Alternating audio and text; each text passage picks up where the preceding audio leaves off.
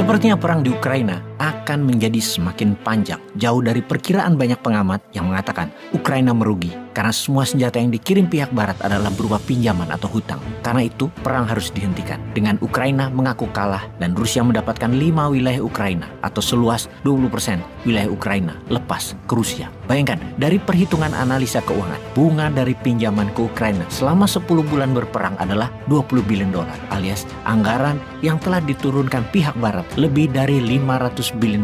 Maka pasti Ukraina akan menyerah. Hal ini jika pemimpinnya, Sang Zelensky, pintar melihat dunia dan sadar bahwa dirinya hanya boneka barat. Rusia di sisi lain telah mengeluarkan anggaran yang sama, namun bukan dari pinjaman, melainkan dari hasil penjualan gas, minyak bumi, dan grain atau biji-bijian. Strategi barat memberikan hutangan adalah debt trap yang nantinya akan membuat Ukraina menjadi failed state atau negara gagal. Dan ini semua adalah by design. Kita ingatkan, perang tidak akan terjadi kalau tidak ada yang untung. Anggaran Amerika yang dicetak modalnya pakai printing money, underlay-nya proyeknya adalah senjata untuk Ukraina, dibayar kepada defense kontraktor yang menghidupkan mesin industrial military complex. Di mana nanti ketika perang usai, para pengusaha itu akan menyedot harta Ukraina sampai mampus negara Ukraina yang akan menjadi negara miskin selamanya. Modal dagang itu harus kembali bayar biaya perang tersebut ke bohir, yaitu pihak barat dan Amerika. Herannya lagi, ada perintah dari Amerika bahwa Ukraina tidak boleh serang Rusia ke dalam wilayah Rusia, yang mana perintah itu minggu kemarin tidak ditaati oleh Ukraina. Yang mana hal ini sekali lagi membuktikan Zelensky pemimpin egois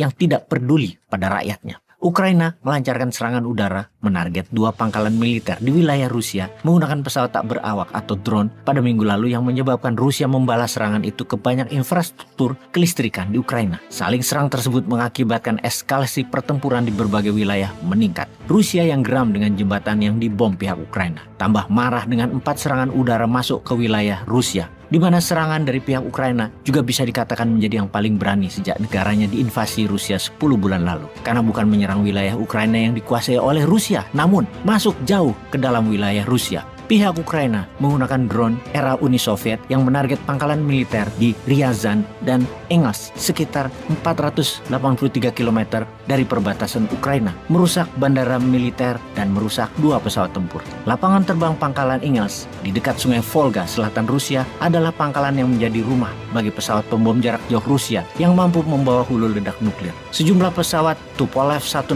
dan Tupolev 95 diparkir di pangkalan itu. Pangkalan Engels merupakan salah satu basis Rusia melancarkan serangan udara ke Ukraina selama invasi berlangsung. Drone Ukraina juga menyerang pangkalan militer Rusia di Diagileva di pusat kota Ryazan, sekitar 160 km dari ibu kota Moskow. 3 personel militer tewas dan 4 lainnya terluka akibat serangan di Diagileva.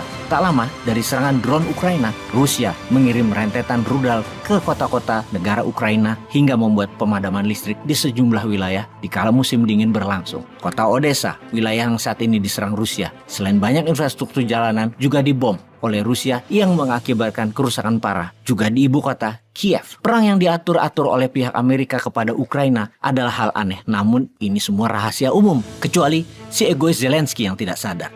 Karena bisa diartikan bahwa perang ini memang dipelihara oleh pihak NATO, khususnya Amerika, dipelihara agar lama, agar bisa jadi mesin uang bagi industri militer Amerika. Jadi ada alasan untuk kendali dolar Amerika. Kebetulan Zelensky-nya seorang narsistik grandios. Oh, ada hal penting yang harus kita pertimbangkan, yaitu kita melihat perang ini masih lama, itu pertama. Yang pasti akan menjadi mesin profit bagi Amerika. Ada hal lain yang penting, yaitu turunnya daya beli dunia di tahun 2023 ke depan nanti. Apa yang Amerika lakukan di bulan Januari 2023 nanti untuk mengatasi banyaknya uang beredar dan turunnya daya beli Amerika yang kita tahu memprint dolar dengan jumlah terbesar dalam sejarah Amerika selama ini karena mencetak mata uang sejak tahun 2021 adalah senilai 20.000 billion dolar atau 20 triliun dolar. Hal itu terbanyak jika dijumlahkan dalam 20 tahun terakhir. Dana cetak uang tersebut adalah untuk stimulus efek pandemi dan untuk perang di Ukraina. Karena itulah inflasi terjadi yang mengakibatkan harga meningkat, namun daya beli turun di seluruh dunia. Maka Amerika melakukan hal yang belum pernah terjadi dilakukan oleh Amerika selama ini, yaitu Amerika menarik semua uang dolar cetakan di bawah tahun 2021.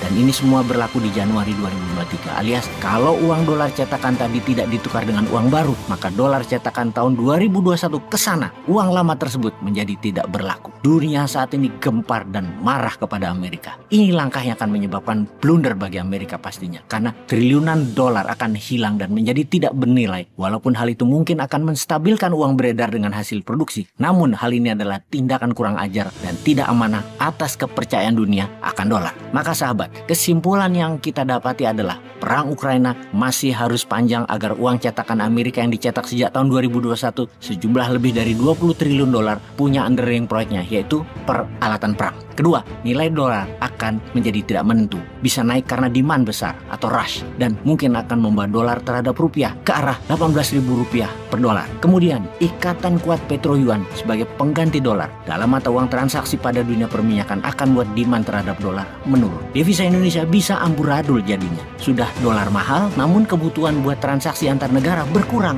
Tahun 2023 bisa menjadi tahun kegelapan ekonomi bagaikan tahun kegelapan pandemi di tahun 2020 kemarin. Semua ini adalah man-made disaster, petaka ciptaan manusia sendiri. Bagi Indonesia, kalau kita punya visi kelas dunia dan pemimpin kelas dunia, inilah masa Indonesia menyalip di tikungan untuk menjadi pemain dunia. Bisa nggak maininnya?